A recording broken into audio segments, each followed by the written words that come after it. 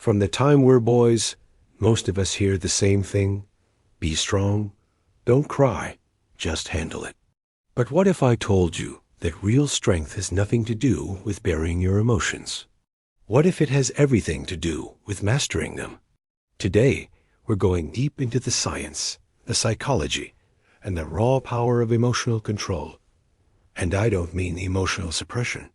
I mean emotional intelligence, discipline, and ultimately, freedom. By the end of this video, you'll understand your emotions in a way you were never taught. You'll walk away with the exact tools used by elite athletes, special forces soldiers, top CEOs, and the world's most grounded, centered men. This isn't about being less of a man. It's about becoming the most powerful version of yourself. Let's begin. Let's get one thing straight. Men feel emotions just as deeply and intensely as women. In fact, multiple studies show that men often have even stronger physiological reactions to emotional events. We're talking higher adrenaline spikes, more cortisol flooding our systems, and a faster, harder heart rate. The difference isn't in what we feel. It's in what we're taught to show.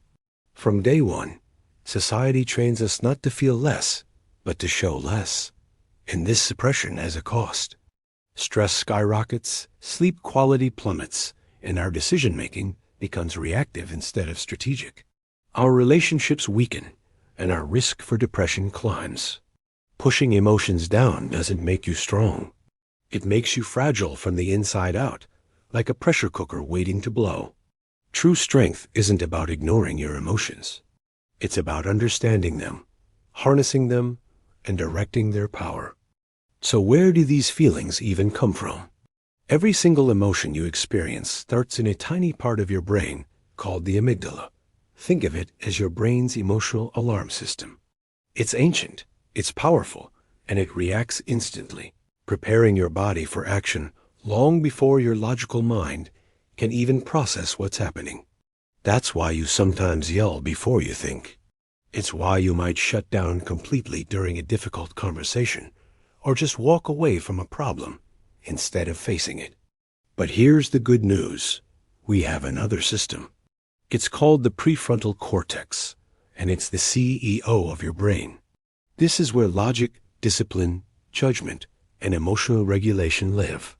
The entire journey of emotional maturity is about strengthening the connection between that instant alarm system, the amygdala, and your rational CEO, the prefrontal cortex.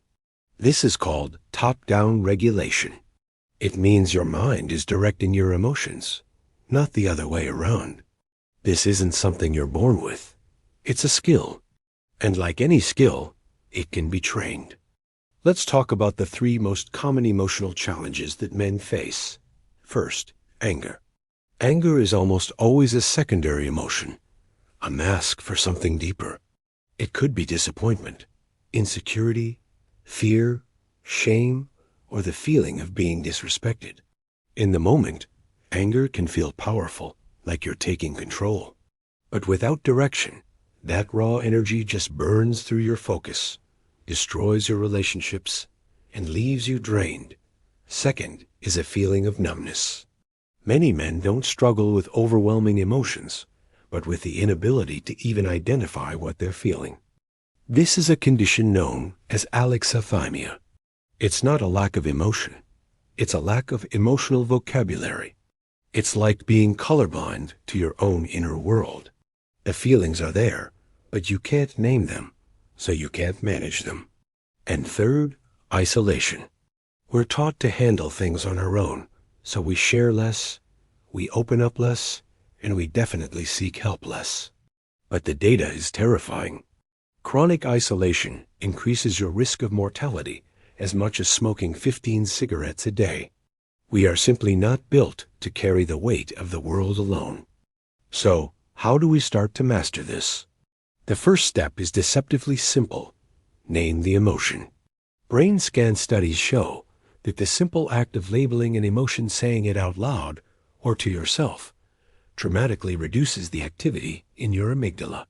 Just say, okay, this is frustration, or I'm feeling insecure right now, or This feeling is anxiety. The moment you name it, you take away its unconscious power over you.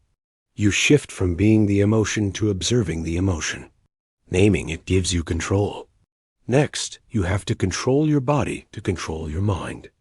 One of the most effective tools for this comes from the Navy SEALs. It's called box breathing. It's simple. You inhale for 4 seconds, hold your breath for 4 seconds, exhale for 4 seconds, and hold the exhale for 4 seconds. That's one cycle. Repeat this 3 or 4 times. This technique is a physiological hack. It calms your nervous system, lowers your heart rate, and pulls you out of that fight or flight panic mode, restoring mental clarity almost instantly. Use it before a tough conversation, after a stressful meeting, or any time you feel overwhelmed. Here's another powerful concept: the 90-second rule. Dr. Jill Bolte Taylor, a Harvard brain scientist, discovered that the physiological lifespan of an emotion, the actual chemical rush in your body, lasts only about 90 seconds. After that, the only thing keeping the emotion alive is you. You keep it going by replaying the story in your head, feeding it with thoughts. So, when a strong emotion hits, try this. Pause. Don't react. Just breathe. Observe the feeling in your body. Let that 90-second chemical storm pass through you without grabbing onto it. Once the initial surge fades, you can respond consciously and rationally instead of reacting impulsively. This brings us to a crucial strategy: rewriting the story. Your brain doesn't react to events themselves. It reacts to the story you tell yourself about those events. This is the foundation of cognitive behavioral therapy. For example, instead of the story, "She disrespected me," try reframing it as, "She's expressing a need, and it came out poorly." Instead of, "I failed," try, "I just learned exactly what I need to do to level up next time." Reframing isn't about being weak or letting people walk all over you. It's a high-level strategic move. It keeps you in a state of power and resourcefulness instead of letting you get hijacked by a victim mentality. To make all of this stick, you have to build emotional fitness. You have to train it like a muscle. This means incorporating daily or weekly practices. Start journaling to get your thoughts out of your head and onto paper. Meditate, even for just 5 minutes a day. Studies show meditation literally strengthens the connections to your prefrontal cortex. Prioritize fitness. Exercise is one of the most potent ways to lower stress hormones and regulate mood. Get serious about your sleep, because a sleep-deprived brain is an emotionally unstable brain. Start tracking your emotional triggers. What people, places, or situations consistently throw you off balance. Then, strategically reduce your exposure to toxic environments. A man who trains his emotional fitness becomes unshakable. And this leads us to what many men fear most: vulnerability. We're taught that vulnerability is weakness. But it's the exact opposite. Vulnerability is the birthplace of courage and real, deep connection. Think about it. The strongest men you know are not the ones who feel nothing. They're the ones who are brave enough to understand what they feel and, when necessary, share it with the right people. This isn't about complaining or oversharing. It's about having the courage to say, "I don't have the answer," or "This is weighing on me." That's not weakness. That's leadership. Finally, the pinnacle of emotional mastery is creating your own emotional code. Strong, grounded men operate by a set of internal rules. These are non-negotiable principles for how they navigate their inner world. Your code might include rules like, "I do not make important decisions when I am angry or tired. I communicate my needs directly and respectfully. I control the pace of every interaction. I always choose logic over impulse when the stakes are high. I do not let my ego speak for me." A man with a code is a man who cannot be easily manipulated, either by his own emotions or by the emotions of others. He is the one who sets the weather in the room. Let's bring this all home. You were never meant to be emotionless. You were meant to be emotionally powerful. True strength isn't found in silence or suppression. It's found in understanding. It's found in clarity. It's found in the discipline to choose your response when the world is screaming for you to react.